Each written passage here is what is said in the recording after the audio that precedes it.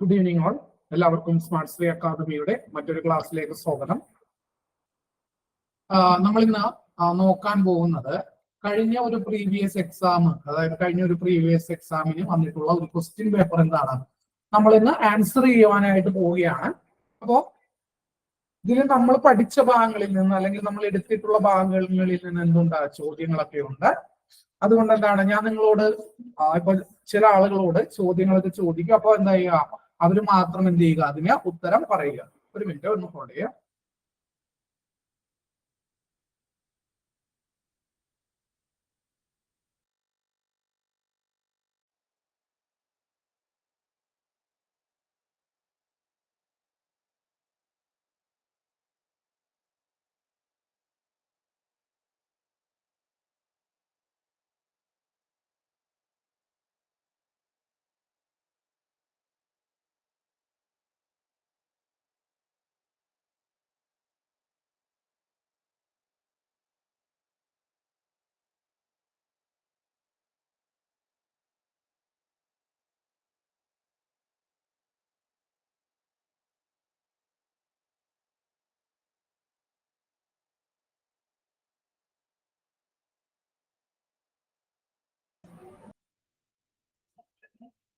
നിങ്ങൾക്ക് എല്ലാവർക്കും സ്ക്രീൻ കാണാൻ കഴിയുന്നുണ്ടെന്ന് പ്രതീക്ഷിക്കുന്നു.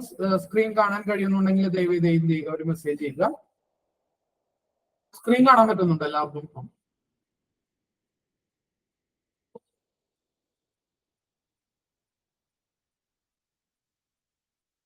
അപ്പോ ഒന്നാമത്തെ ചോദ്യം,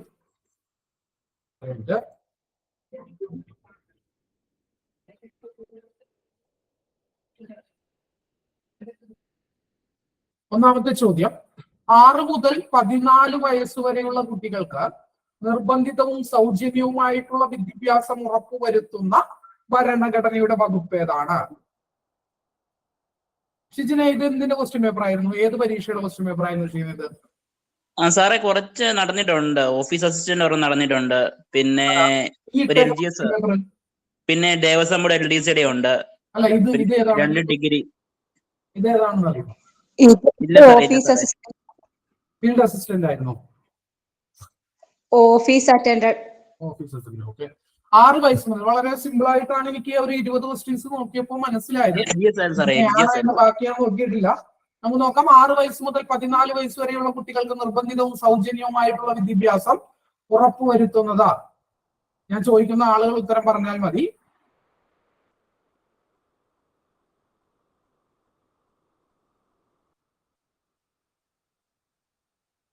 സിഞ്ചു ജിനി ഉണ്ടാ? അതിന്റെ ഉത്തരം ഏതാണെന്ന് അറിയോ സിഞ്ചുനി?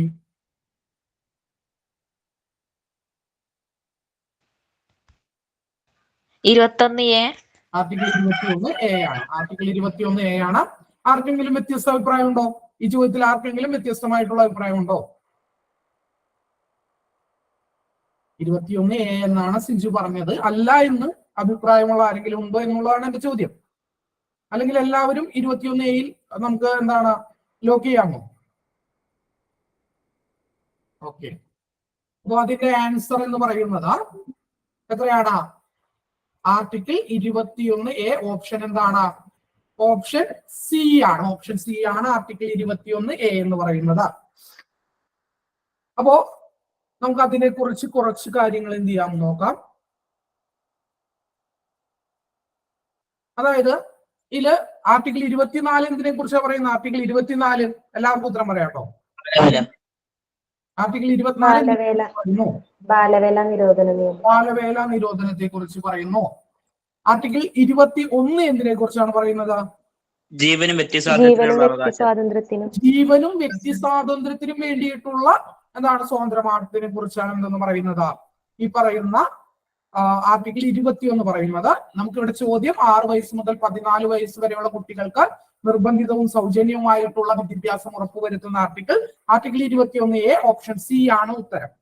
അപ്പോ ഇത് 21A എന്നൊക്കെ പറയുമ്പോൾ നമ്മൾ പറഞ്ഞിട്ടുണ്ട് എന്താണ്?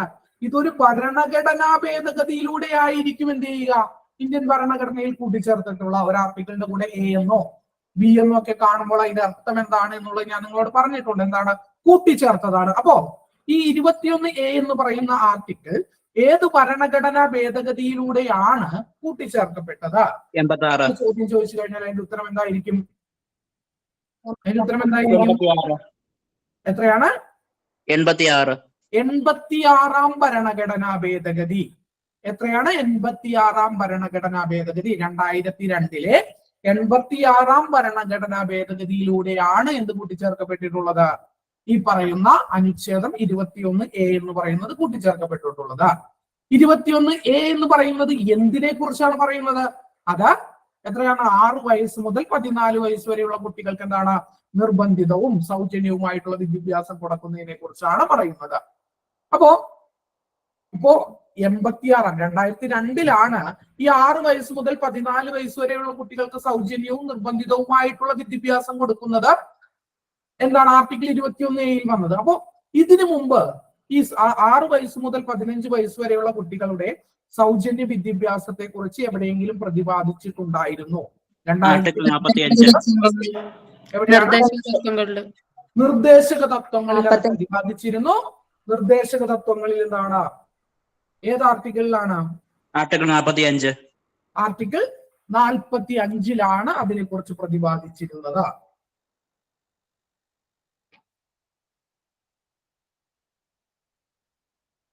ഇനി വിദ്യാഭ്യാസ അവകാശ നിയമം പാർലമെന്റ് പാസാക്കിയ വർഷം എന്നാണ്? വിദ്യാഭ്യാസ അവകാശ നിയമം പാർലമെന്റ് പാസാക്കിയതെന്നാണ്? 2009 ഓഗസ്റ്റ് 26-നാണ്. നിലവിൽ വന്നതെന്നാണ്? 2010 ഏപ്രിൽ 1. 2010 ഏപ്രിൽ 1-നാണ് ഇത് നിലവിൽ വന്നത്.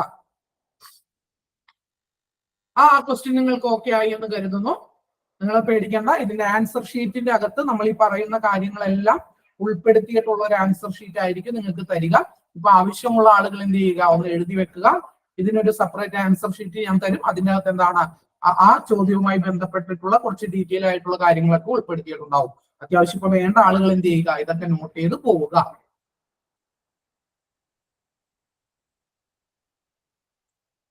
അടുത്ത ചോദ്യം, 2020 ഓഗസ്റ്റിൽ മഹാത്മാഗാന്ധിയോടുള്ള ആദരസൂചകമായിട്ട് നാണയം പുറത്തിറക്കിയ രാജ്യം ഏതാണ്? 2020 ഓഗസ്റ്റിൽ മഹാത്മാഗാന്ധിയോടുള്ള ആദരസൂചകമായിട്ട് എന്താണ് നാണയം പുറത്തിറക്കിയ രാജ്യം ഏതാണ്? സുരഭിക്ക് അറിയാമോ? സുരഭി ആൻസർ പറയും. അറിയാമെങ്കിൽ അറിയാമെന്ന് പറയും, ഇല്ലെങ്കിൽ ഇല്ല എന്ന് പറയുക. കുഴപ്പമൊന്നുമില്ല. അറിയില്ല സാർ. അറിയില്ല. വേറെ ആർക്കെങ്കിലും അറിയാമോ? ആർക്ക് വേണമെങ്കിലും പറയാം. എനിക്കറിയാം. യുണൈറ്റഡ് കിങ്ഡം UK ആണ്. വേറെ ആർക്കെങ്കിലും വ്യത്യസ്തമായിട്ടുള്ള അഭിപ്രായങ്ങളുണ്ടോ? വ്യത്യസ്തമായിട്ടുള്ള അഭിപ്രായം വേറെ ആർക്കെങ്കിലും ഉണ്ടോ? ഉത്തരം A ആണ്. യുണൈറ്റഡ് 2020 മഹാത്മാഗാന്ധിയോടുള്ള ആദരസൂചകമായിട്ട് നാണയം പുറത്തിറക്കിയ രാജ്യം എന്ന് പറയുന്നത് യുണൈറ്റഡ് കിങ്ഡം ആണ്. UK ആണ്, ബ്രിട്ടൻ ആണ്. ഉത്തരം ഏതാണ്? ഉത്തരം ഓപ്ഷൻ A ആണ്. ഉത്തരം എന്ന് പറയുന്നത് ഓപ്ഷൻ A, യുണൈറ്റഡ് കിങ്ഡം എന്ന് പറയുന്നതാണ് അതിന്റെ ഉത്തരം എന്ന് പറയുന്നത്. Option A, United kingdom. 2020 മഹാത്മാഗാന്ധിയോടുള്ള ആദരസൂചകമായിട്ട് നാണയം പുറത്തിറക്കിയ രാജ്യമാണ് യുണൈറ്റഡ് കിങ്ഡം എന്ന് പറയുന്നത്, UK എന്ന് പറയുന്നത്. ഇനി അടുത്തത്, അതൊരു കറണ്ട് അഫെയർ ആയിട്ടുള്ള ഒരു ചോദ്യമാണ്. അപ്പൊ കറണ്ട് അഫയേഴ്സ് ഒക്കെ കൃത്യമായിട്ട് പത്രമൊക്കെ വായിച്ചാൽ മാത്രമേ നിങ്ങൾക്ക് ഇങ്ങനെയുള്ള ചോദ്യങ്ങൾക്ക് എന്ത് ചെയ്യാൻ പറ്റൂ? ഉത്തരം എഴുതുവാനായിട്ട് പറ്റും. താഴെ പറയുന്നവയിൽ യൂണിയൻ ലിസ്റ്റിന്റെ അധികാര പരിധിയിൽ പെടുന്നത് ഏതാണ്? യൂണിയൻ ലിസ്റ്റിന്റെ അധികാര പരിധിയിൽ പെടുന്നത് ഓപ്ഷൻ A വാർത്താവിനിമയം, ഓപ്ഷൻ B ജനസംഖ്യാ നിയന്ത്രണം, C വിദ്യുച്ഛക്തി, D ക്രമസമാധാനം. ഒരു മിനിറ്റ്, ഞാൻ ജനസംഖ്യാ നിയന്ത്രണം. ജയശ്രീക്ക് എന്റെ ഉത്തരം അറിയാമോ?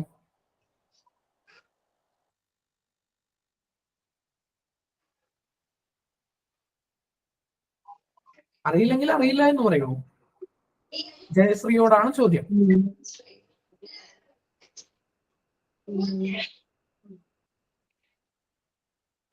ജയശ്രീ അറിയാമെങ്കിൽ അറിയാമെന്ന് പറയും, ഇല്ലെങ്കിൽ അറിയില്ലെന്ന് പറയും. അറിയാൻ താല്പര്യമില്ലെങ്കിൽ പിന്നെ ഓക്കെ ഫൈൻ, നമുക്കൊരു കാര്യം ചെയ്യാം. താല്പര്യമുള്ള ആളുകൾ ഉത്തരം പറയാം. ഞാൻ ഓരോരുത്തരോട് ചോദിക്കുമ്പോൾ ആൾക്കാർക്ക് ബുദ്ധിമുട്ടാണ് പറയാമെങ്കിൽ ആയിട്ട്. ഇല്ല എന്ന് പറയുന്നത് നിങ്ങൾക്ക് ബുദ്ധിമുട്ടാണ് അല്ലേ? വാർത്താവിനിമയം. ഓപ്ഷൻ എ വാർത്താവിനിമയം. ഓപ്ഷൻ എ വാർത്താവിനിമയം. വേറെ ആർക്കെങ്കിലും ഉണ്ടോ എന്തെങ്കിലും വ്യത്യസ്ത അഭിപ്രായങ്ങൾ? സാർ ജനസംഖ്യ നിയന്ത്രണമാണെന്ന് തോന്നുന്നു. വേറെ ആർക്കെങ്കിലും?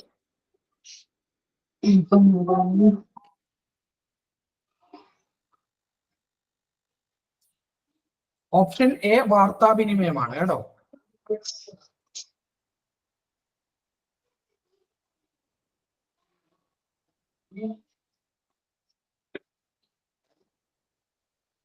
ഓപ്ഷൻ എ വാർത്താവിനിമയമാണ് അതിന്റെ ഉത്തരം എന്ന് പറയുന്നത്.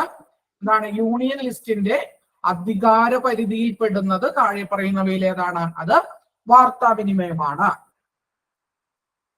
അപ്പോ സ്വാഭാവികമായിട്ടും നമ്മൾ കഴിഞ്ഞ ക്ലാസ്സിൽ അല്ലെങ്കിൽ തൊട്ടു മുമ്പത്തെ ക്ലാസ്സിൽ പഠിച്ച കാര്യമാണ് എന്താണ് യൂണിയൻ ലിസ്റ്റ്, എന്താണ് സ്റ്റേറ്റ് ലിസ്റ്റ്, എന്താണ് കൺകറന്റ് ലിസ്റ്റ് എന്നുള്ളതൊക്കെ നമ്മൾ എന്താണ് കഴിഞ്ഞ ക്ലാസ്സിൽ പഠിച്ചിരുന്നു. അപ്പോ ഈ സ്റ്റേറ്റ് ലിസ്റ്റ് അല്ലെങ്കിൽ യൂണിയൻ ലിസ്റ്റ് തുടങ്ങിയ ആശയങ്ങൾ ഇന്ത്യ എന്ന് പറയുന്ന രാജ്യം സ്വീകരിച്ചിരിക്കുന്നത് ഏത് രാജ്യത്ത് നിന്നാണ് എന്ന് ചോദിച്ചാൽ അതിന്റെ ഉത്തരം എന്താണ്? യൂണിയൻ ലിസ്റ്റ്, സ്റ്റേറ്റ് ലിസ്റ്റ് തുടങ്ങിയ കാര്യങ്ങൾ ഇന്ത്യൻ ഭരണഘടന സ്വീകരിച്ചിരിക്കുന്നത് ഏത് രാജ്യത്ത് നിന്നാണ്? കാനഡ. അപ്പോ കൺകറന്റ് ലിസ്റ്റ് ഇന്ത്യ സ്വീകരിച്ചിരിക്കുന്നത് എവിടെ നിന്നാണ്? ഓസ്ട്രേലിയയിൽ നിന്നാണ്. സ്റ്റേറ്റ് ലിസ്റ്റ് എന്ന് പറയുന്നത്, യൂണിയൻ ലിസ്റ്റ് എന്ന് പറയുന്ന ആശയങ്ങൾ നമ്മൾ സ്വീകരിച്ചിരിക്കുന്നത് കാനഡയിൽ നിന്നാണ്. പക്ഷെ കൺകറന്റ് ലിസ്റ്റ് എന്ന് പറയുന്ന ആശയം നമ്മൾ സ്വീകരിച്ചിരിക്കുന്നത് എവിടെ നിന്നാണ്? അത് ഓസ്ട്രേലിയയിൽ. ഇനി നമ്മൾ ഇതിലൊന്നും പെടാത്ത കുറച്ച് കാര്യങ്ങളെ കുറിച്ച് പറഞ്ഞിരുന്നു. എന്താണ് അതിന് പറയുന്നത്? ഈ ആശയം നമ്മൾ സ്വീകരിച്ചിരിക്കുന്നത് എവിടെ നിന്നാണ്? അയർലൻഡ്. എന്താണ്? കാനഡയെന്നല്ലേ? കാനഡയിൽ നിന്ന്. കാനഡയാണോ? അതെ. കാനഡയിൽ നിന്ന്. ഈ അടുത്ത ചോദ്യം, വിവേകോദയത്തിന്റെ സ്ഥാപകൻ ആരാണ്? വിവേകോദയത്തിന്റെ ആരാണ്? Option A Kumaranasan, Sree Narayana Guru, D Ayyankali. Option A Kumaranasan. ആർക്കെങ്കിലും വ്യത്യസ്തമായിട്ടുള്ള അഭിപ്രായങ്ങളുണ്ടോ? ആ ചോദ്യത്തിൽ ആർക്കെങ്കിലും വ്യത്യസ്തമായിട്ടുള്ള അഭിപ്രായങ്ങളുണ്ടോ? ഇല്ല. എല്ലാവരും കുമാരനാശാനാണ് ഉത്തരം. ഉത്തരം ശരിയാണ്. കുമാരനാശാനാണ് എന്തെന്ന് പറയുന്നത് വിവേകോദയത്തിന്റെ സ്ഥാപകൻ എന്ന് പറയുന്നത്. ഉത്തരം എന്താണ്? ഉത്തരം ഓപ്ഷൻ എ കുമാരനാശാനാണ്. ഓപ്ഷൻ എ കുമാരനാശാനാണ്. എന്നാണ് അദ്ദേഹം അത് സ്ഥാപിച്ചത് അല്ലെങ്കിൽ അത് പബ്ലിഷ് ചെയ്ത വർഷം ഏതാണെന്ന് അറിയാമോ? ചെയ്തത് എന്നറിയാമോ? 1904 ഇത് പ്രസിദ്ധീകരിച്ചത്. എന്നാണ് 1904 വിവേകോദയം എന്ത് ചെയ്യുന്നത്? പ്രസിദ്ധീകരിക്കുന്നത്. അതിന്റെ പ്രസാധകനായിരുന്നു ആരെന്ന് പറയുന്നത്? കുമാരനാശാൻ എന്ന് പറയുന്നത്. ആരെന്ന് പറയുന്നത്? കുമാരനാശാൻ എന്ന് പറയുന്നത്. വിവേകോദയം എന്ന് പറഞ്ഞാൽ നമ്മുടെ മനസ്സിലേക്ക് എന്ത് വരണം? നമ്മുടെ മനസ്സിലേക്ക് ആരുടെ പേര് വരണം? കുമാരനാശാൻ എന്നുള്ള ഉത്തരം വരണം. കുമാരനാശാനാണ് 1904 അത് എന്ത് ചെയ്തത്? പ്രസിദ്ധീകരിച്ചത്. അടുത്ത ചോദ്യം, ഇന്ത്യൻ ഭരണഘടനയുടെ ആമുഖത്തെ ഇന്ത്യയുടെ രാഷ്ട്രീയ ജാതകം എന്ന് വിശേഷിപ്പിച്ചത് ആരാണ്? K M Munshi. K M മുൻഷിയാണ്. വേറെ ആർക്കെങ്കിലും വ്യത്യസ്തമായിട്ടുള്ള അഭിപ്രായങ്ങളുണ്ടോ? ഇല്ല, എല്ലാവരും കെ എം മുൻഷിയിലാണ് പറയുന്നത്. അപ്പൊ നമുക്ക് നോക്കാം. ഇന്ത്യൻ ഭരണഘടനയെ അതിന്റെ ആമുഖത്തെ ഇന്ത്യയുടെ രാഷ്ട്രീയ ജാതകം എന്ന് വിശേഷിപ്പിച്ചത് കെ എം മുൻഷിയാണ്. ഓപ്ഷൻ എ ശരിയായിട്ടുള്ള ഉത്തരമാണ്. അപ്പോ ഈ ഇന്ത്യൻ ഭരണഘടനയുടെ ആമുഖത്തെ തിരിച്ചറിയൽ കാർഡ്, ഐഡന്റിറ്റി കാർഡ് എന്ന് വിശേഷിപ്പിച്ചത് ആരാണ്? എന്നെ പൽക്കിവാല. ശരിയായ ഉത്തരമാണ്. ഭരണഘടനയുടെ ആമുഖത്തെ തിരിച്ചറിയൽ കാർഡ് അല്ലെങ്കിൽ ഐഡന്റിറ്റി കാർഡ് എന്ന് വിശേഷിപ്പിച്ചത് NA പൽക്കിവാലയാണ്. ആത്മാവ് എന്താണ്? ആത്മാവ്, സോൾ എന്ന് വിശേഷിപ്പിച്ചത് ആരാണ്? നെഹ്റു. നെഹ്റു അല്ല, ഉത്തരം തെറ്റാണ്. ആത്മാവ് എന്ന് വിശേഷിപ്പിച്ചത് M ഹിദായത്തുള്ളയാണ്. ആരാണ്? M ഹിദായത്തുള്ളയാണ്. ഇന്ത്യൻ ഭരണഘടനയുടെ ആമുഖത്തെ സോൾ അല്ലെങ്കിൽ ആത്മാവ് എന്ന് വിശേഷിപ്പിച്ചത് M ഹിദായത്തുള്ളയാണ്. നെഹ്റു. അടുത്ത ചോദ്യം, ഹൃദയവും ആത്മാവും എന്ന് വിശേഷിപ്പിച്ചത് ആരാണ്? ഇന്ത്യൻ ഭരണഘടനയുടെ ആമുഖത്തെ ഹൃദയവും ആത്മാവും എന്ന് വിശേഷിപ്പിച്ചത് ആരാണ്? ജവഹർലാൽ നെഹ്റു. ആരാണ്? നമ്മൾ ആദ്യകാലങ്ങളിൽ പഠിച്ചു പോയിട്ടുള്ളതാണ്. ഇന്ത്യൻ ഭരണഘടനയുടെ ആമുഖത്തെ ഹൃദയം, heart and soul of Indian constitution എന്ന് വിശേഷിപ്പിച്ചത് ആരാണ്? ആരാണ്? പറഞ്ഞോളൂ, തെറ്റട്ടെ, നിങ്ങൾ പറയൂ. അംബേദ്കർ അല്ല, അതിന്റെ ഉത്തരം താക്കൂർദാസ് ഭാർഗവ് എന്നാണ്. എന്താണ്? താക്കൂർദാസ് ഭാർഗവ്. ഐഡന്റിറ്റി കാർഡ് എന്ന് വിശേഷിപ്പിച്ചത് NA പൽക്കിവാല, ആത്മാവ്, സോൾ എന്ന് വിശേഷിപ്പിച്ചത് M Hidayatullah, heart and soul, ഹൃദയവും ആത്മാവും എന്ന് വിശേഷിപ്പിച്ചത് താക്കൂർദാസ് ഭാർഗവാണ്. ആരാണ്? താക്കൂർദാസ് ഭാർഗവാണ്. ഇനി ഭരണഘടനയുടെ ആത്മാവും താക്കോലും എന്ന് വിശേഷിപ്പിച്ചത് ആരാണ്? ഭരണഘടനയുടെ താക്കോലും ആത്മാവും ആരാണ്? അതാണ് ജവഹർലാൽ നെഹ്റു എന്ന് പറയുന്നത്. ജവഹർലാൽ നെഹ്റു വിശേഷിപ്പിച്ചത് എങ്ങനെയാണ്? Soul and key of Indian constitution എന്നാണ്. Soul and key of Indian constitution, Indian ഭരണഘടനയുടെ ആത്മാവും താക്കോലുമാണ് എന്ന് വിശേഷിപ്പിച്ചതാണ് ആരെന്ന് പറയുന്നത്? ജവഹർലാൽ നെഹ്റു. ഇനി മറ്റൊരു വിശേഷണം കൂടി നമുക്ക് പഠിക്കാറുണ്ട്. ഭരണഘടനയുടെ കീ നോട്ട്, താക്കോൽ കൂട്ടം എന്ന് വിശേഷിപ്പിച്ചത് ആരാണ്? Ernest Barker. പറയൂ, ശരിയാണ്. ഏണസ്റ്റ് ബാർക്കർ ആണ് എന്തെന്ന് വിശേഷിപ്പിച്ചത്? ഭരണഘടനയുടെ ആമുഖത്തെ ഭരണഘടനയുടെ കീ നോട്ട് എന്ന് വിശേഷിപ്പിച്ചത് ആരാണ്? കീ നോട്ട് എന്ന് വിശേഷിപ്പിച്ചത് ആരാണ്? അത് ഏണസ്റ്റ് ബാർക്കർ ആണ്. അപ്പോ ചോദ്യം എന്തായിരുന്നു? ഇന്ത്യൻ ഭരണഘടനയുടെ ആമുഖത്തെ ഇന്ത്യൻ രാഷ്ട്രീയ ജാതകം, പൊളിറ്റിക്കൽ ഹൊറോസ്കോപ്പ് എന്ന് വിശേഷിപ്പിച്ചത് KM മുൻഷിയാണ്. ഐഡന്റിറ്റി കാർഡ് അല്ലെങ്കിൽ തിരിച്ചറിയൽ കാർഡ് എന്ന് വിശേഷിപ്പിച്ചത് NA പൽക്കിവാലയാണ്. ഭരണഘടനയുടെ ആത്മാവ്, സോൾ എന്ന് വിശേഷിപ്പിച്ചത് M ഹിദായത്തുള്ളയാണ്. ഹാർട്ട് ആൻഡ് സോൾ, ഹൃദയവും ആത്മാവും എന്ന് വിശേഷിപ്പിച്ചത് താക്കൂർദാസ് ഭാർഗവാണ്. സോൾ ആൻഡ് കീ, താക്കോലും എന്താണ്? ആത്മാവും എന്ന് വിശേഷിപ്പിച്ചത് ആരാണ്? അത് ജവഹർലാൽ നെഹ്റു ആണ്. കീ നോട്ട് എന്ന് വിശേഷിപ്പിച്ചത് ആരാണ്? കീ നോട്ട് എന്ന് വിശേഷിപ്പിച്ചത് ഏണസ്റ്റ് ബാർക്കർ ആണ്. ഏണസ്റ്റ് ബാർക്കർ ആണ്. അടുത്ത ചോദ്യം, ഇത് ചിലപ്പോൾ നിങ്ങൾക്കൊരു പ്രശ്നം വരാൻ സാധ്യതയുള്ള ചോദ്യമാണ്. പക്ഷെ നമ്മൾ പഠിച്ചതാണ്. ഞാൻ പഠിപ്പിച്ച കാര്യം പഠിച്ചിട്ടുണ്ടായിരുന്നെങ്കിൽ നിങ്ങൾക്ക് ഈ ചോദ്യത്തിന് ഉത്തരം ഉറപ്പായിട്ടും എഴുതാൻ കഴിയുമായിരുന്നു. 102ാമത് ഭരണഘടനാ ഭേദഗതിയിലൂടെ കൂട്ടിച്ചേർക്കപ്പെട്ട പുതിയ അനുച്ഛേദം അല്ലെങ്കിൽ ആർട്ടിക്കിൾ ഏതാണ്? അനുച്ഛേദം 338. അനുച്ഛേദം 338. ഓപ്ഷൻ എ ആണ്. ഇതാണോ? അതെ. ഓപ്ഷൻ 338 ബി ആണ് എന്നാണ് നിങ്ങൾ പറയുന്നത്. അപ്പൊ എന്റെ ചോദ്യം, ഈ 338 ബി എന്ന് പറയുന്നത് എന്തിനെ കുറിച്ചാണ് പറയുന്നത്? SC/ST.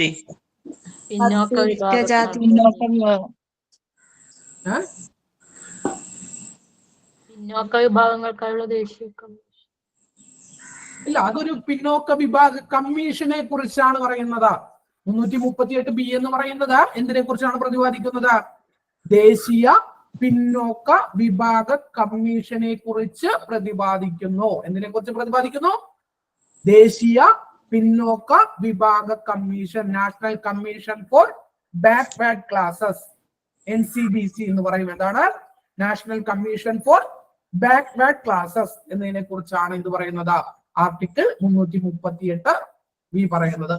ഇനി ഈ 102ാം ഭരണഘടനാ ഭേദഗതി ഇന്ത്യയിൽ പാസ്സായ വർഷം ഏതാണ്? 2018. 2018ലാണ് 102ാം ഭേദഗതി ഇന്ത്യയിൽ പാസ്സായത്. 2018ലാണ്.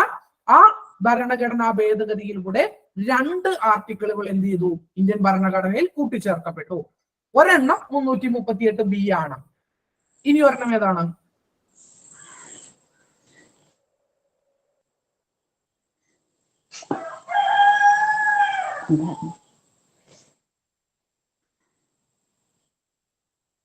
ഇനി ഇവിടെ 338B ഉണ്ടായിരുന്നില്ല, 342A ആയിരുന്നെങ്കിൽ നിങ്ങൾ ഏത് ഉത്തരം എഴുതുമായിരുന്നു?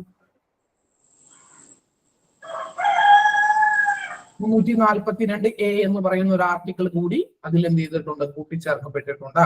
338Bയും ഉണ്ട്, 342Aയും ഉണ്ട്. 342A എന്തിനെ കുറിച്ചാണ് പറയുന്നത് എന്ന് പറഞ്ഞാൽ, സംസ്ഥാനങ്ങളിലോ കേന്ദ്രഭരണ പ്രദേശങ്ങളിലോ ആരാണ് പിന്നോക്ക വിഭാഗമെന്ന് നിശ്ചയിക്കുന്നതിനുള്ള അധികാരം ആർക്കാണ്? അത് രാഷ്ട്രപതിക്കാണ് എന്ന് പ്രതിപാദിക്കുന്ന ഭരണഘടനയുടെ വകുപ്പാണ് ആർട്ടിക്കിൾ 342A എന്ന് പറയുന്നത്. എന്താണ് ആർട്ടിക്കിൾ 342A? എന്താണ് ആർട്ടിക്കിൾ 342A പറയുന്നത്? സംസ്ഥാനങ്ങളിലോ കേന്ദ്രഭരണ പ്രദേശങ്ങളിലോ എവിടെയായിക്കോട്ടെ എന്താണ് ആരാണ് പിന്നോക്ക വിഭാഗങ്ങൾ എന്ന് നിശ്ചയിക്കുവാനുള്ള അധികാരം ആരിൽ നിക്ഷിപ്തമാണെന്നാണ് പറയുന്നത്? ആരിൽ നിക്ഷിപ്തമാണ് എന്നാണ് പറയുന്നത്? രാഷ്ട്രപതിയിൽ നിക്ഷിപ്തമാണ് എന്നാണ് പറയുന്നത്. എഴുതി വെക്കണം, നോട്ടിലുണ്ടാകും, എഴുതി വെക്കണം. നമ്മള് ഈ പറഞ്ഞ പിന്നോക്ക വിഭാഗ കമ്മീഷനെ കുറിച്ച് പറഞ്ഞപ്പോൾ അതിൽ ഇത് ഉൾപ്പെടുത്തിയിട്ടില്ല എങ്കിൽ എന്ത് ചെയ്യണം? ആ നോട്ടിന്റെ ഭാഗമായിട്ട് ഈ ആർട്ടിക്കിൾ കൂടി എന്ത് ചെയ്യണം? അവിടെ നിങ്ങൾ ചേർത്ത് വെക്കണം. പറഞ്ഞു മനസ്സിലായോ? സർ ആർട്ടിക്കിൾ 342A അല്ലേ? 342A ആണ്. Okay sir. അപ്പോ 102ാം ഭരണഘടനാ ഭേദഗതിയിലൂടെ എന്താണ് കൂട്ടിച്ചേർക്കപ്പെട്ട ആർട്ടിക്കിൾ ആണ് എന്തെന്ന് പറയുന്നത്? അനുച്ഛേദം 338B എന്ന് പറയുന്നത്. 2018 102ാം ഭരണഘടനാ ഭേദഗതി നടപ്പിലാക്കിയത്. 2 ആർട്ടിക്കിളുകളാണ് കൂട്ടിച്ചേർക്കപ്പെട്ടത്, 338Bയും 342A. 338B എന്തിനെ കുറിച്ച് പറയുന്നു? പിന്നോക്ക വിഭാഗ കമ്മീഷനെ കുറിച്ച്. 342A എന്ന് പറയുന്നത് സംസ്ഥാനങ്ങളിലോ കേന്ദ്രഭരണ പ്രദേശങ്ങളിലോ എന്താണ് പിന്നോക്ക വിഭാഗങ്ങളെ നിശ്ചയിക്കുവാനുള്ള അധികാരം എന്ന് പറയുന്നത് പാർലമെന്റിൽ രാഷ്ട്രപതിക്കാണ് എന്ന് ആർട്ടിക്കിൾ 342A പറയുന്നു. ഉത്തരം ശരിയാണ്, 338B ആണ്. ഇനി അടുത്ത ചോദ്യം, തുലാം 10 സമരം എന്നറിയപ്പെടുന്ന സമരം ഏതാണ്? പുന്നപ്ര വയലാർ സമരം. പുന്നപ്ര വയലാർ സമരം നിങ്ങൾക്ക് എല്ലാവർക്കും അറിയാവുന്നതാണ്. തുലാം 10 സമരം എന്നറിയപ്പെടുന്നത് പുന്നപ്ര വയലാർ സമരമാണ്. എന്താണ്? പുന്നപ്ര വയലാർ സമരമാണ് തുലാം 10 സമരം എന്നറിയപ്പെടുന്നത്. നടന്ന വർഷം ഏതാണ്? 1946. 1946 അതായത് 1112 22 ആണെന്ന് തോന്നുന്നു കൊല്ലവർഷം. തുലാം 7 മുതൽ 10 വരെയാണ് ഈ പുന്നപ്ര വയലാർ സമരങ്ങൾ നടക്കുന്നത്. ഈ തുലാം 10-നാണ് അതിന്റെ പ്രധാനപ്പെട്ട സമരവും വീഡിയോ ഉണ്ടാകുന്നത്. അതുകൊണ്ടാണ് ഇതിനെ നമ്മൾ എന്തെന്ന് വിളിക്കുന്നത്?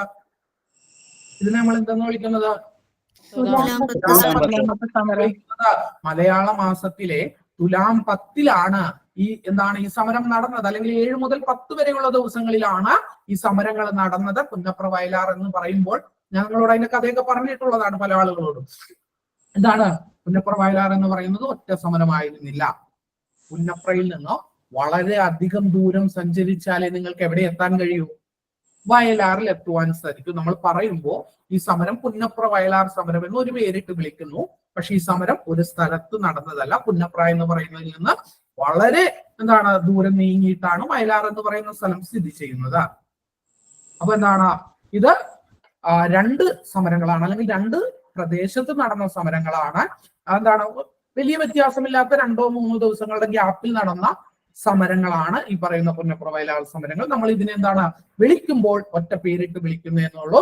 തുലാം 7 മുതൽ തുലാം 10 വരെയാണ് ഈ സമരങ്ങളൊക്കെ നടന്നത്. അതുകൊണ്ടാണ് നമ്മൾ ഇതിനെ എന്തെന്ന് പറയുന്നത്? തുലാം 10 സമരം എന്ന് വിളിക്കുന്നത്. ഈ സമരം അടിച്ചമർത്തിയ തിരുവിതാംകൂർ ഭരണാധികാരി ആരായിരുന്നു? അല്ലെങ്കിൽ തിരുവിതാംകൂറിന്റെ ദിവാൻ ആരായിരുന്നു?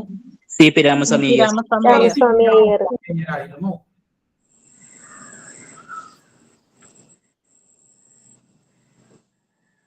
അടുത്ത് താഴെ പറയുന്നവയിൽ ഏതാണ് 1806 നടന്ന സംഭവം എന്നുള്ളതാണ്. വെല്ലൂർ കലാപം, വെല്ലൂർ കലാപം, ശിപായി ലഹള. വെല്ലൂർ കലാപം. സി വെല്ലൂർ കലാപം. സി വെല്ലൂർ കലാപമാണ്. ഇതിപ്പോ നിങ്ങൾ എല്ലാവർക്കും അറിയാവുന്നത് കൊണ്ട് കുഴപ്പമില്ല. അറിയാത്ത ആളുകൾക്കാണെങ്കിൽ ഇപ്പോ എനിക്കത് പെട്ടെന്ന് കിട്ടിയില്ല. 1806 വെല്ലൂർ കലാപം നടന്നതെന്ന് ഞാൻ പഠിക്കാത്തതുകൊണ്ട് എനിക്കറിയില്ലായിരുന്നു. പക്ഷെ ഞാൻ അതിന്റെ ഉത്തരത്തിലേക്ക് എത്തും. എങ്ങനെയാണെന്ന് വെച്ചാൽ സന്യാസി കലാപം നടന്നത് ഏകദേശം എന്നാണ് എന്ന് എനിക്ക് ധാരണയുണ്ട്. സന്യാസി കലാപമല്ല എന്ന് എനിക്ക് ഉറപ്പാണ്. മലബാർ കലാപവും അല്ല, കാരണം അത് നടന്ന വർഷം എനിക്കറിയാം. അതുകൊണ്ട് അതുമല്ല എന്ന് എനിക്ക് എന്താണ് ഉറപ്പാണ്. ശിപ്പായി ലഹളയെ കുറിച്ചും എനിക്ക് കൃത്യമായിട്ട് അറിയാം. എന്താണ് ശിപ്പായി ലഹള നടന്ന വർഷവും എനിക്കറിയാം. അതുകൊണ്ട് എന്താണ് അതുമല്ല എന്ന് എനിക്ക് ഉറപ്പാണ്. അങ്ങനെ ഞാൻ എന്താണ് വെല്ലൂർ കലാപം എന്നുള്ള ഉത്തരത്തിലേക്ക് എത്തിച്ചേർന്നു. ഇങ്ങനെയും നിങ്ങൾക്ക് എന്ത് ചെയ്യാൻ പറ്റും? PSCയുടെ ഉത്തര സൂചികയിലേക്ക് എത്തിച്ചേരുവാനായിട്ട് പറ്റും. നിങ്ങൾക്ക് അറിയാവുന്ന കാര്യമല്ലെങ്കിൽ എന്താണ് നിങ്ങൾക്ക് അതിൽ നിന്ന് ഒഴിവാക്കിക്കൊണ്ട് ഉത്തര സൂചികയിലേക്ക് എത്തിച്ചേരുവാനായിട്ട് നിങ്ങൾക്ക് കഴിയുന്നതായിരിക്കും. അപ്പോ സന്യാസി കലാപം നടന്നത് വർഷം എന്നാണെന്ന് അറിയാം ആർക്കെങ്കിലും? സന്യാസി കലാപം നടന്ന വർഷം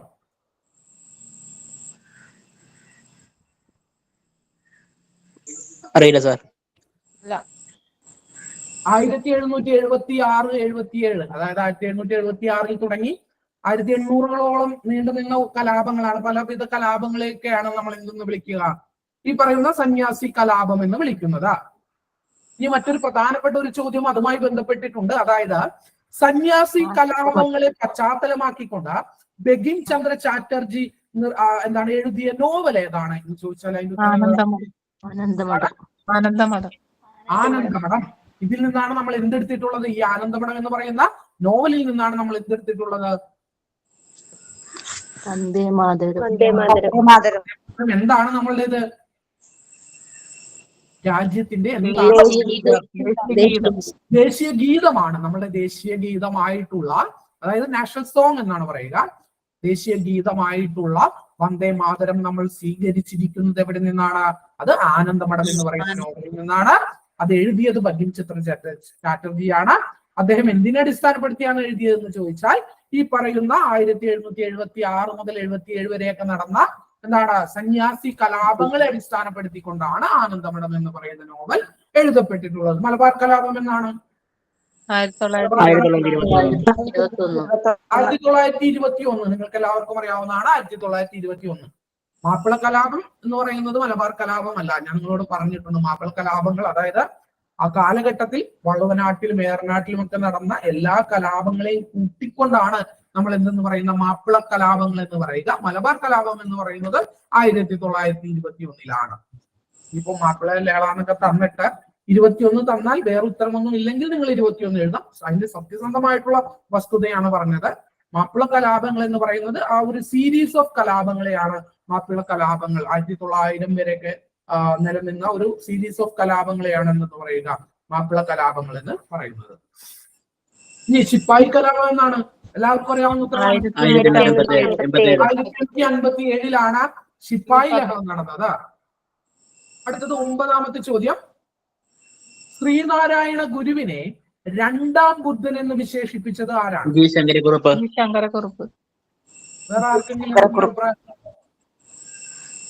വേറെ ആർക്കെങ്കിലും അഭിപ്രായമുണ്ടോ? വ്യത്യസ്ത അഭിപ്രായങ്ങൾ ക്ഷണിക്കുന്നു. ഞാൻ പറയുന്നു ബി, ഓപ്ഷൻ ബി ആണ് ഉത്തരം. ആരെങ്കിലും എന്റെ കൂടെ നിൽക്കാനുണ്ടോ? വേഗം വേണം കേട്ടോ. ഞാൻ പറയുന്നു ഉത്തരം ഓപ്ഷൻ ബി വാഗ്ഭടാനന്ദനാണ് എന്ന് ഞാൻ പറയുന്നു. ഓപ്ഷൻ ബി വാഗ്ഭടാനന്ദനാണെന്ന് പറയുന്നു. ആരെങ്കിലും എന്റെ കൂടെ നിൽക്കുന്നുണ്ടോ? ഇല്ല. എന്റെ കൂടെ നിൽക്കുന്ന ആർക്കും തന്നെ PSC തരില്ല, മാർക്ക് തരില്ല. കാരണം ഉത്തരം എന്ന് പറയുന്നത് എന്താണ്? ഓപ്ഷൻ എ, ജി ശങ്കരക്കുറുപ്പാണ്. അപ്പോ ശ്രീനാരായണ ഗുരുവിനെ രണ്ടാം ബുദ്ധൻ എന്ന് വിശേഷിപ്പിച്ചത് ആരാണെന്ന് ചോദിച്ചാൽ അതിന് ഉത്തരം എന്താണ്? ജി ശങ്കരക്കുറുപ്പാണ്. ഓപ്ഷൻ എ, ജി ശങ്കരക്കുറുപ്പാണ് ശ്രീനാരായണ ഗുരുവിനെ എന്തെന്ന് വിശേഷിപ്പിച്ചത്? രണ്ടാം ബുദ്ധൻ എന്ന് വിശേഷിപ്പിച്ചത്. ഇനി ഐക്യ കേരള പ്രതിജ്ഞ എഴുതിയത് ആരാണ്? താഴെ പറയുന്നവരിൽ ഐക്യ കേരള എഴുതിയത് ആരാണ്? Option A, KP Kesava Menon. Option B, VR Krishnan Ezhuthachan. Option C, NV Krishna Warrier. Option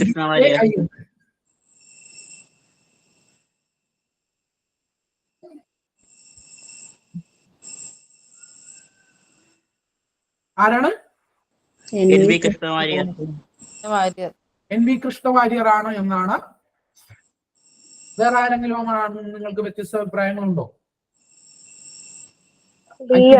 എഴുതിയത് എൻ വി കൃഷ്ണവാര്യർ ആരാണെന്ന് ചില ആളുകൾ പറയുന്നു. വ്യത്യസ്ത അഭിപ്രായങ്ങൾ സ്വീകരിക്കുന്നതാണ്. Option B, B R Krishnan Ezhuthachan. വേറെ ആരെങ്കിലും ഓപ്ഷൻ ബിയിലുണ്ടോ? ഇല്ല. ഓക്കെ, ഫൈൻ, ഉറപ്പില്ല. ഓക്കെ, അതിന്റെ ഉത്തരം എന്ന് പറയുന്നത് option C, N V Krishna Warrier ആണ്. എന്താണ്? Option C, N V Krishna Warrier ആണ് അതിന്റെ ഉത്തരം എന്ന് പറയുന്നത്. ഐക്യ കേരള പ്രതിജ്ഞ എഴുതിയത് ആരാണ് എന്ന് ചോദിച്ചാൽ അതിന്റെ ഉത്തരം ആരാണ്? അതിന്റെ ഉത്തരം ആരാണ്? NV കൃഷ്ണവാര്യർ. ഇനി ഒരു പരീക്ഷയ്ക്ക് നിങ്ങൾക്ക് അത് തെറ്റ് വരാൻ പാടില്ല. ഇപ്പൊ തന്നെ അത് പഠിച്ചു പോണം. ഐക്യ കേരള പ്രതിജ്ഞ എഴുതിയത് ആരാണ് എന്ന് ചോദിച്ചാൽ അതിന്റെ ഉത്തരം ആരാണ്? എൻ വി കൃഷ്ണവാര്യർ ആണ്. ആരാണ്? കൃഷ്ണവാര്യർ ആണ്. അത് പഠിച്ചു പോണം. അടുത്തത്, മൗലിക കടമകൾ എന്ന് പറയുന്ന ആശയം ഇന്ത്യ സ്വീകരിക്കുന്നത് ഏത് ഭരണഘടനയിൽ നിന്നാണ്? റഷ്യൻ ഭരണഘടനയിൽ നിന്നാണ്. നിങ്ങൾക്ക് എല്ലാവർക്കും അറിയാവുന്ന ഉത്തരമാണ്. മൗലിക കടമകൾ എന്ന് പറയുന്ന ആശയം നമ്മൾ സ്വീകരിച്ചിരിക്കുന്നത് എവിടെ നിന്നാണ്? റഷ്യയിൽ നിന്നാണ്. എന്നാൽ മൗലിക അവകാശങ്ങൾ നമ്മൾ സ്വീകരിച്ചിരിക്കുന്നത് എവിടെ നിന്നാണ്? അമേരിക്ക. അമേരിക്കയിൽ നിന്നാണ്. മാർഗനിർദ്ദേശക തത്വങ്ങൾ നമ്മൾ സ്വീകരിച്ചിരിക്കുന്നത് എവിടെ നിന്നാണ്? അയർലൻഡ്. അപ്പോ മൗലിക കടമകൾ എന്ന് പറയുന്ന ആശയം ഇന്ത്യൻ ഭരണഘടനയിൽ കടമെടുത്തിട്ടുള്ളത് റഷ്യ എന്നാണ് ഉത്തരം. പക്ഷെ ശരിക്കും എവിടെ നിന്നാണ് നമ്മൾ അത് എടുത്തത്? USSR-ൽ നിന്നാണ്. 91-കളിൽ USSR തകരുകയും ഇപ്പോൾ അതിന്റെ ഒരു ബഹുഭൂരിപക്ഷം ഭാഗം റഷ്യ എന്ന് പറയുന്ന രാജ്യമാണ്. അതുകൊണ്ടാണ് എന്തെന്ന് പറയുന്നത് റഷ്യാനിവിടെ ഉത്തരം തന്നിരിക്കുന്നത്. ശരിയായിട്ടുള്ള ആൻസർ എന്ന് പറയുന്നത് എന്താണ്? USSR എന്നുള്ളതാണ്. ഇനി ഇന്ത്യൻ ഭരണഘടനയുടെ ഏത് ഭാഗത്തിലാണ് മൗലിക കടമകളെ കുറിച്ച് പ്രതിപാദിക്കുന്നത്? ഭാഗം 4A-യിലാണ് എന്തിനെ കുറിച്ച് പ്രതിപാദിക്കുന്നത്? മൗലിക കടമകളെ കുറിച്ച് പ്രതിപാദിക്കുന്നത്. ഏത് ആർട്ടിക്കിളിലാണ്? 51-ലാണോ? 51A-യിലാണ്. അപ്പം നമ്മൾ 4A പറഞ്ഞു, 51A പറഞ്ഞു. സ്വാഭാവികമായിട്ടും ഇതെന്തായിരിക്കും? കൂട്ടിച്ചേർക്കപ്പെട്ടതാണ്. അപ്പൊ മൗലിക കടമകൾ ഇന്ത്യൻ ഭരണഘടനയിൽ കൂട്ടിച്ചേർക്കപ്പെട്ട ഭരണഘടനാ ഭേദഗതി ഏതാണെന്ന് ചോദിച്ചാൽ എന്തെന്ന്? 42ാം ഭരണഘടനാ ഭേദഗതി എന്താണ്? 1976-ലെ 42ാമത് ഭരണഘടനാ ഭേദഗതി പ്രകാരമാണ് എന്ത് നമ്മൾ കൂട്ടിച്ചേർക്കപ്പെട്ടത്? മൗലിക കടമകൾ. അതായത് പൗരന്മാർക്ക് അവകാശങ്ങൾ ഉള്ളതുപോലെ തന്നെ പൗരന്മാർക്ക് എന്തുണ്ട്? രാജ്യത്തിനോട് കടമകളുണ്ട് എന്ന ആശയത്തിൽ നിന്നാണ് മൗലിക കടമകൾ എന്ന ആശയം നമ്മൾ സ്വീകരിച്ചത്. USSR-ൽ നിന്നാണ് സ്വീകരിച്ചത്. 1976-ലെ 42ാം ഭരണഘടനാ ഭേദഗതി പ്രകാരമാണ് നമ്മൾ ഇത് എന്ത് ചെയ്യുന്നത്? ഇന്ത്യൻ ഭരണഘടനയുടെ ഭാഗമാക്കിയത്. ഇനി അടുത്തത്, ഈ മൗലിക കർത്തവ്യങ്ങൾ ഇന്ത്യൻ ഭരണഘടനയുടെ ഭാഗമാക്കണമെന്ന് നിർദ്ദേശിച്ച കമ്മിറ്റി ഏതാണ്? സോരൻ സിംഗ് കമ്മിറ്റി. ശരിയാണ്. എന്താണ്? സോരൻ സിംഗ് കമ്മിറ്റിയാണ് മൗലിക കർത്തവ്യങ്ങൾ എന്നുള്ളത് എന്താണ് ഇന്ത്യൻ ഭരണഘടനയുടെ ഭാഗമാക്കണമെന്ന് എന്താണ് നിർദ്ദേശം നൽകിയ കമ്മിറ്റിയാണ് എന്തെന്ന് പറയുന്നത്? സോരൻ സിംഗ് കമ്മിറ്റി എന്ന് പറയുന്നത്. ഇനി അടുത്ത ചോദ്യം,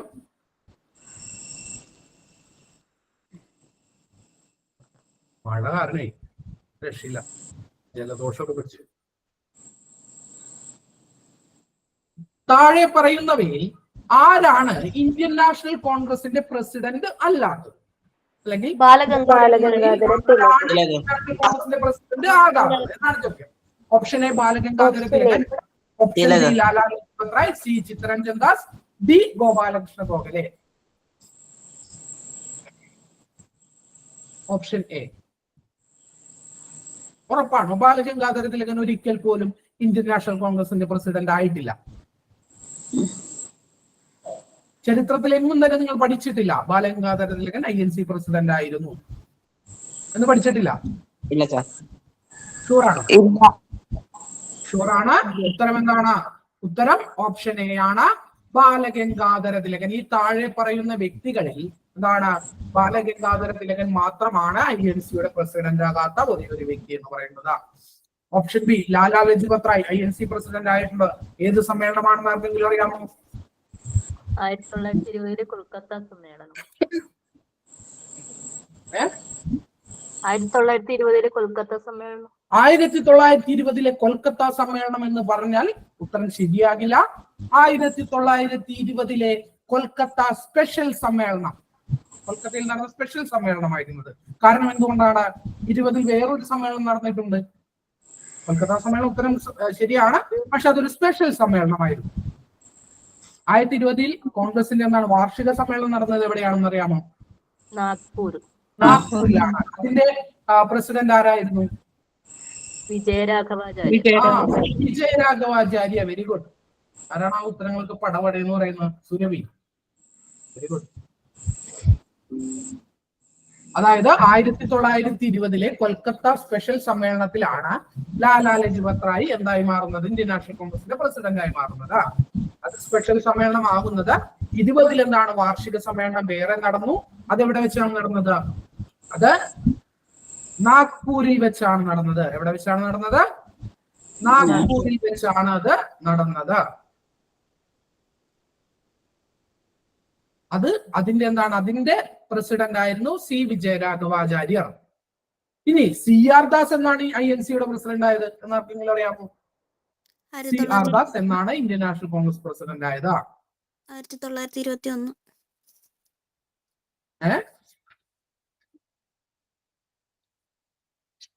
1922 ഗയാ സമ്മേളനം കേട്ടിട്ടുണ്ടോ? 1922 ഗയ കോൺഗ്രസ് സമ്മേളനം, INC സെക്ഷൻ ഗയയിൽ വെച്ച് നടന്ന ഇന്ത്യൻ നാഷണൽ കോൺഗ്രസ് സമ്മേളനത്തിൽ ഇന്ത്യൻ നാഷണൽ കോൺഗ്രസിന്റെ പ്രസിഡന്റായ വ്യക്തിയാണ് ആരെന്ന് പറയുന്നത്? CR ദാസ് എന്നറിയപ്പെടുന്ന ചിത്തരഞ്ജൻ ദാസ്. 1922 അദ്ദേഹം ഇന്ത്യയുടെ പ്രസിഡന്റ് ആയിട്ടുണ്ട്. INC-യുടെ പ്രസിഡന്റ് ആയിട്ടുണ്ട്. ഇനി ഗോപാലകൃഷ്ണ ഗോഖലെ എന്നാണ് എല്ലാവർക്കും അറിയാം. എന്താണ് ഗോപാലകൃഷ്ണ ഗോഖലെ? എന്നാണ് ബനാറസ് സമ്മേളനം. Very good. ഏത് വർഷം? 1905 ബനാറസ് സമ്മേളനത്തിലാണ് ആര് ഇന്ത്യൻ നാഷണൽ കോൺഗ്രസിന്റെ പ്രസിഡന്റ് ആയത്? ഗോപാലകൃഷ്ണ ഗോഖലെ ഇന്ത്യൻ നാഷണൽ കോൺഗ്രസിന്റെ പ്രസിഡന്റ് ആയത്. അപ്പോ എന്താണ്? ലാലാ ലജ്പത് റായ് ആയിട്ടുണ്ട്, ചിത്തരഞ്ജൻ ദാസ് ആയിട്ടുണ്ട്, ഗോപാലകൃഷ്ണ ഗോഖലെ ആയിട്ടുണ്ട്. ഓപ്ഷനിൽ ആകാത്തത് ഒരാളേ ഉള്ളൂ. അതാരാണ്? അതിന്റെ ഉത്തരം ബാലഗംഗാധര തിലകനാണ്. അടുത്ത 13ാമത്തെ ചോദ്യം. വിഷ്ണു കൃഷ്ണ ചിപ്ലങ്കർ നിബന്ധമാല എന്ന കൃതി ഏതു ഭാഷയിലാണ് രചിച്ചത്? മറാത്തി. മറാത്തി ഭാഷയിലാണ്. ഓപ്ഷൻ ബി മറാത്തി ഭാഷയിലാണ് എന്ത് രചിച്ചത്? നിബന്ധമാല എന്ന് പറയുന്ന ഒരു ഗ്രന്ഥം അല്ലെങ്കിൽ ഒരു പുസ്തകം രചിച്ചത്. രചിച്ച വ്യക്തിയുടെ പേരെന്താണ്? വിഷ്ണു കൃഷ്ണ ചിപ്ലങ്കർ. വിഷ്ണു കൃഷ്ണ ചിപ്ലങ്കർ എന്ന് പറയുന്ന വ്യക്തിയാണ്. അവര് എന്താണ് 3 ബ്രദേഴ്സ് എന്തോ ആയിരുന്നു, ചിപ്ലങ്കർ ബ്രദേഴ്സ് എന്നെന്തോ അവർ അറിയപ്പെടുന്നത്. നോക്കാം. നിബന്ധമാല എന്ന് പറയുന്ന കൃതി ഏത് ഭാഷയിലാണ്? മറാത്തി ഭാഷയിലാണ് എന്ത് ചെയ്തത്? രചിക്കപ്പെട്ടത്. അടുത്ത ക്വസ്റ്റ്യൻ നമ്മൾ പഠിച്ചിട്ടുള്ള ക്വസ്റ്റ്യൻ ആണ്. ഇന്ത്യൻ സൊസൈറ്റി ഓഫ് ഓറിയന്റൽ ആർട്സിന്റെ സ്ഥാപകൻ ഞാൻ പഠിപ്പിച്ച ഓപ്ഷൻ സി അബനീന്ദ്രനാഥ ടാഗോർ. ആരാണ്? Option C Abanindranath Tagore. അദ്ദേഹം വരച്ച ഒരു പ്രശസ്തമായ ചിത്രമുണ്ട്. ഭാരത് മാത എന്ന് പറയുന്ന ചിത്രം വരച്ചത് ആരാണ് എന്ന് ചോദിച്ചാൽ അതിന്റെ ഉത്തരം ആരാണ്? അതിന്റെ ഉത്തരം ആരാണ്? അബനീന്ദ്രനാഥ ടാഗോർ തന്നെയാണ്. അബനീന്ദ്രനാഥ ടാഗോറിന്റെ വളരെ പ്രശസ്തമായിട്ടുള്ള ഒരു ചിത്രമാണ് എന്തെന്ന് പറയുന്നത്? ഭാരത് മാത. ഈ അബനീന്ദ്രനാഥ ടാഗോർ ആണ് എന്ത് സ്ഥാപിച്ചത്? Indian society of oriental arts സ്ഥാപിച്ചത്. എന്തിനു വേണ്ടിയാണ് എന്നൊക്കെ നമ്മൾ ആ ക്ലാസ്സിൽ പറഞ്ഞിട്ടുണ്ട്. എന്തിനു വേണ്ടിയായിരുന്നു? സ്വദേശി പ്രസ്ഥാനത്തിന് വേണ്ടിയായിരുന്നു, സ്വദേശിവൽക്കരണത്തിന് വേണ്ടിയായിരുന്നു. സ്വദേശിവൽക്കരണം എന്നുള്ളത് പ്രൊഡക്ഷനിൽ മാത്രമായിരുന്നില്ല, മറിച്ച് എന്തായിരുന്നു? സംസ്കാരത്തിൽ, കലയിൽ, അങ്ങനെ എല്ലായിടത്തും എന്താണ് സ്വദേശിവൽക്കരണം ആരംഭിച്ചു. അതിന്റെ ഭാഗമായിട്ട് എന്താണ് ഇന്ത്യൻ ചിത്രകലയെ എന്താണ് ഇന്ത്യൻ കലാരംഗത്തെ എന്ത് ചെയ്യാനായിട്ട് സ്വദേശിവൽക്കരിക്കുവാനായിട്ട് അബനീന്ദ്രനാഥ ടാഗോർ ആരംഭിച്ച പ്രസ്ഥാനത്തിന്റെ പേരാണ് Indian society of oriental arts എന്ന് പറയുന്നത്. അപ്പോ ഇന്ത്യൻ സൊസൈറ്റി ഓഫ് ഓറിയന്റൽ ആർട്സിന്റെ സ്ഥാപകനാണ് അബനീന്ദ്രനാഥ ടാഗോർ. അദ്ദേഹത്തിന്റെ പ്രശസ്തമായിട്ടുള്ള ഒരു ചിത്രമാണ് എന്തെന്ന് പറയുന്നത് ഭാരത് മാത എന്ന് പറയുന്നത്. ഞാൻ പഠിപ്പിച്ചതാണ് കേട്ടോ. ഇന്ത്യൻ ഭരണഘടനയുടെ ആമുഖം ഇതുവരെ എത്ര തവണ ഇന്ത്യൻ ഭരണഘടനയുടെ ആമുഖം എത്ര തവണ ഭേദഗതി ചെയ്തിട്ടുണ്ട്? എല്ലാവർക്കും അറിയാവുന്ന ഉത്തരമാണ്. ഒരു തവണയാണ് ഇന്ത്യൻ ഭരണഘടനയുടെ ആമുഖം ആകെ ഭേദഗതി ചെയ്തിട്ടുള്ളൂ. എന്താണ് ഇന്ത്യൻ ഭരണഘടനയുടെ ആമുഖം എന്ന് പറയുന്നത്? ഒരേ ഒരു തവണ മാത്രമേ എന്ത് ചെയ്തിട്ടുള്ളൂ? ഭേദഗതി ചെയ്തിട്ടുള്ളൂ. അത് വർഷം എന്നാണെന്ന് എല്ലാവർക്കും അറിയാമല്ലോ. 1976 42ാം ഭരണഘടനാ ഭേദഗതിയിലൂടെയാണ് എന്ത് ഭേദഗതി ചെയ്തത്? ഇന്ത്യൻ ഭരണഘടനയുടെ ആമുഖം ഭേദഗതി ചെയ്തത്. ആരായിരുന്നു പ്രധാനമന്ത്രി? ഇന്ദിരാഗാന്ധി ആയിരുന്നു. ഇന്ത്യൻ ഭരണഘടനയുടെ ഒരുവിധപ്പെട്ടിട്ടുള്ള എല്ലാ ഭാഗങ്ങളും ഈ 42ാം ഭേദഗതിയിലൂടെ മാറ്റം വരുത്തി. അതുകൊണ്ട് തന്നെ നമ്മൾ 42ാം ഭരണഘടനാ ഭേദഗതിയെ ചെറിയ ഭരണഘടന എന്നാണ് 42ാം ഭരണഘടനാ ഭേദഗതി അറിയപ്പെടുന്നത്. ഈ 42ാം ഭരണഘടനാ ഭേദഗതിയിലൂടെ നമ്മൾ ആമുഖത്തിൽ എന്താണ് 3 വാക്കുകൾ കൂട്ടിച്ചേർത്തു. അതെന്തെല്ലാമാണ്?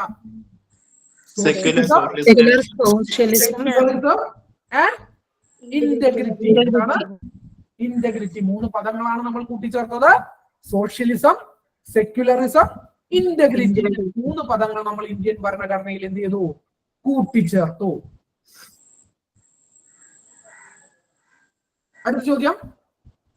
രാജാറാം മോഹൻ റോയ് ബംഗാളി ഭാഷയിൽ ആരംഭിച്ച ചിത്രം? B Kesari, C Samvad Kaumudi, D new India. Samvad Kaumudi. വ്യത്യസ്ത അഭിപ്രായങ്ങൾ ആർക്കെങ്കിലും ഉണ്ടോ? ഇല്ല. എല്ലാവരും സംവാദ് കൗമുദിയാണ് പറയുന്നത്. ഉത്തരം ഓപ്ഷൻ സി സംവാദ് കൗമുദി ശരിയാണ്. രാജാറാം മോഹൻ റോയ് ബംഗാളി ഭാഷയിൽ ആരംഭിച്ച പത്രമാണ് എന്തെന്ന് പറയുന്നത്? സംവാദ് കൗമുദി എന്ന് പറയുന്നത്. അപ്പൊ എന്റെ ഒരു ചോദ്യം, ഈ സ്വദേശി മിത്രം എന്ന് പറയുന്ന പത്രം ആരംഭിച്ചത് ആരായിരിക്കും? ആർക്കെങ്കിലും അറിയാമോ?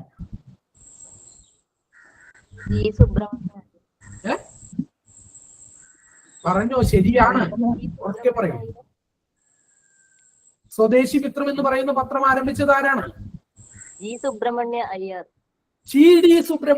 വെരി ശരിയായ ഉത്തരമാണ്. സ്വദേശി മിത്രം എന്ന് പറയുന്ന പത്രം ആരംഭിച്ച വ്യക്തിയാണ് GD സുബ്രഹ്മണ്യ അയ്യർ. ഇതൊക്കെ നമ്മള് SCRT പാഠപുസ്തകങ്ങളിൽ പഠിച്ച കാര്യങ്ങളാണ് കേട്ടോ. അദ്ദേഹത്തിന്റെ എന്താണ്? ഗണപതി ദക്ഷിതാർ സുബ്രഹ്മണ്യ അയ്യർ എന്നാണ് അദ്ദേഹത്തിന്റെ പേര്. അദ്ദേഹം മറ്റൊരു പ്രശസ്തമായ ഒരു പത്രത്തിന്റെ കൂടി സ്ഥാപകനാണ്. ഈ GD സുബ്രഹ്മണ്യ അയ്യർ എന്ന് പറയുന്നത് ഏത് പത്രമാണ്? ഇന്ന് ഇന്ത്യയിൽ പ്രസിദ്ധീകരിച്ചു പോകുന്ന ഒരു പത്രമാണ്. ഇന്ത്യയിൽ എന്താണ് ടോപ്പ് 1-ൽ നിൽക്കുന്ന അല്ലെങ്കിൽ ടോപ്പ് 3-ൽ നിൽക്കുന്ന ഒരു പത്രമാണ് ആ ന്യൂസ് പേപ്പർ. ഏതാണ് ആ ന്യൂസ് പേപ്പർ എന്ന് ആർക്കെങ്കിലും അറിയാമോ? ബോംബെ സമാചാർ. പറഞ്ഞു ശരി. ബോംബെ സമാചാർ അല്ല. നിങ്ങൾ ഇന്ത്യയിലെ ഏറ്റവും ടോപ്പ് ന്യൂസ് പേപ്പർ ഏതാണ് എന്ന് ഞാൻ നിങ്ങളോട് ചോദ്യം ചോദിച്ചാൽ നിങ്ങൾ ഏത് ന്യൂസ് പേപ്പർ ആയിരുന്നു? ഹിന്ദു. സംശയമൊന്നും ആർക്കും ഇല്ലല്ലോ ഹിന്ദു ആണെന്നുള്ളത്. ഹിന്ദു ആണോ ഇന്ത്യയിലെ ടോപ്പ് ന്യൂസ് പേപ്പർ ഏതാണെന്ന്? ഹിന്ദു ആയിരിക്കും. ഹിന്ദു ന്യൂസ് പേപ്പറിന്റെ സ്ഥാപകരിൽ ഒരാൾ തന്നെയാണ്, അല്ലെങ്കിൽ ഈ സ്ഥാപകൻ തന്നെയാണ് എന്തെന്ന് പറയുന്നത് ഈ GD സുബ്രഹ്മണ്യ അയ്യർ എന്ന് പറയുന്നത് എന്ന് കൂടി എന്ത് ചെയ്യുക, നിങ്ങൾ മനസ്സിലാക്കിയിരിക്കുക. അപ്പൊ സ്വദേശി മിത്രം പത്രം ആരാണ്? സ്വദേശി മിത്രം പത്രം സ്ഥാപിച്ചത് GD സുബ്രഹ്മണ്യ അയ്യരാണ്. ഇനി കേസരിയോ? എല്ലാവർക്കും അറിയാൻ പറ്റും, ബാലഗംഗാധര തിലകൻ. കേസരി ആരാണ്? ബാലഗംഗാധര തിലകനാണ്. അപ്പോ ന്യൂ ഇന്ത്യ എന്ന് പറയുന്ന പത്രം ആരംഭിച്ചത് ആരാണ്?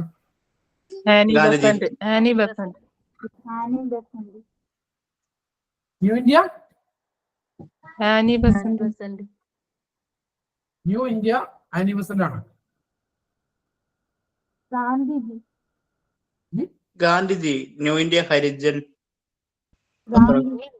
യങ് ഇന്ത്യ അല്ലേ ഉണ്ടെങ്കിൽ അത് നോക്കിയിട്ട് വാട്ടോ അടുത്ത ക്ലാസ്സിൽ. ഗാന്ധിജി യങ് ഇന്ത്യ അല്ലേ? India commonwealth new India commonwealth Annie Besant ആണ് സർ. നോക്കിയിട്ട് വരൂ. അത് ഉറപ്പിച്ചിട്ട് അടുത്ത ക്വസ്റ്റ്യൻ പറയും. വളരെ സിമ്പിൾ ആയിട്ടുള്ള ഒരു ക്വസ്റ്റ്യൻ ആണ്. അത് നോക്കി അടുത്ത ക്ലാസ്സിൽ എന്താണ് നോക്കിയിട്ട് പറഞ്ഞാൽ മതി. ഓക്കെ. അപ്പൊ രാജാറാം മോഹൻ റായ് ബംഗാളി ഭാഷയിൽ ആരംഭിച്ച പത്രമാണ് എന്ത്? സമ്പാദ് കൗമുദി. സ്വദേശി മിത്രമാരാണ് GD സുബ്രഹ്മണ്യ അയ്യർ, PSC ബാലഗംഗാധര തിലകൻ.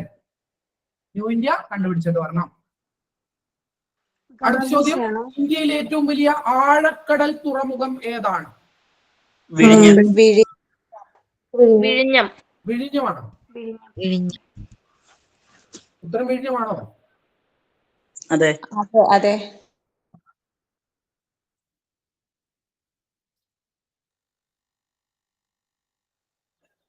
അതിനിടക്ക് നമ്മളൊരു ചോദ്യം വിട്ടുപോയി. 17ാമത്തെ ചോദ്യം, ഇന്ത്യയിലെ ആദ്യത്തെ വനിതാ സർവകലാശാല സ്ഥാപിച്ചത് ആരാണ്? DK കാർവേ. നമ്മൾ പഠിച്ചതാണ് ഇതൊക്കെ. DK കാർവേ. ഇന്ത്യയിലെ ആദ്യത്തെ വനിതാ സർവകലാശാല സ്ഥാപിച്ചത് DK കാർവേ ആണ്. വർഷം ഏതാണെന്ന് ആർക്കെങ്കിലും അറിയാമോ? വർഷം, ആ സ്ഥാപനത്തിന്റെ പേര്?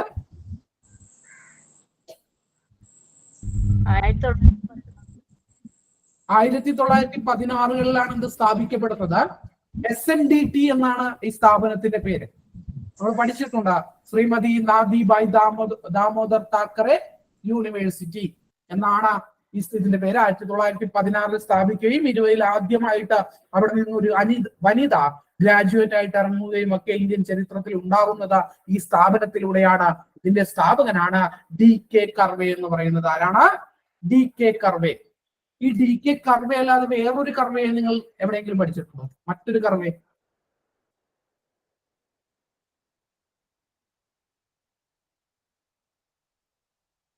അദ്ദേഹത്തിന്റെ മകൻ ഇന്ത്യയിൽ തന്നെ മറ്റൊരു പ്രശസ്തനായ വ്യക്തിയാണ് അദ്ദേഹത്തിന്റെ മകൻ എന്ന് പറയുന്നത്. DK കർവയുടെ മകൻ. എവിടെയെങ്കിലും പഠിക്കുമ്പോൾ നിങ്ങൾക്ക് ആ പേര് എന്താണ് ഓർക്കും? ഞാൻ ഇതൊക്കെ പറഞ്ഞു തന്നിട്ടുള്ളതാണ് ഒരുപാട്. ഇന്ത്യയിലെ ഏറ്റവും വലിയ ആഴക്കടൽ തുറമുഖം വിഴിഞ്ഞമാണ്. ഇപ്പോൾ വിഴിഞ്ഞമാണ്. ഇതിനു മുമ്പ് ഏതായിരുന്നു? മുംബൈ ആയിരുന്നു.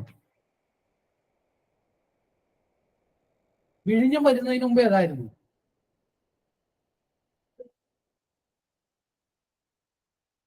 വിശാഖപട്ടണം. വേണ്ട, ഇപ്പൊ വിഴിഞ്ഞമാണ് ഉത്തരം എന്നുണ്ടെങ്കിൽ വിഴിഞ്ഞമാണ് ഉത്തരം. 18 ഇന്ത്യയിലെ ഏറ്റവും വലിയ ആഴക്കടൽ തുറമുഖമാണ് എന്തെന്ന് പറയുന്നത്? വിഴിഞ്ഞം എന്ന് പറയുന്നത്. ഇന്ത്യയിലെ ആദ്യത്തെ വനിതാ സർവകലാശാല സ്ഥാപിച്ചത് DK കാർവേ ആണ്. ഈ 19ാമത്തെ ചോദ്യം, 2023 ഒക്ടോബറിൽ നടൻ മമ്മൂട്ടിയുടെ ആദരസൂചകമായി അദ്ദേഹത്തിന്റെ മുഖമുള്ള 10,000 പേഴ്സണലൈസ്ഡ് സ്റ്റാമ്പുകൾ പ്രകാശനം ചെയ്ത രാജ്യം ഏതാണ്? ഓസ്ട്രേലിയ. ഓപ്ഷൻ ഡി ആണ്. ഇത് കറണ്ട് അഫയർ ആണ്. പരീക്ഷ സമയത്ത് ഇതൊക്കെ എഴുതാൻ പറ്റിയിരുന്നു.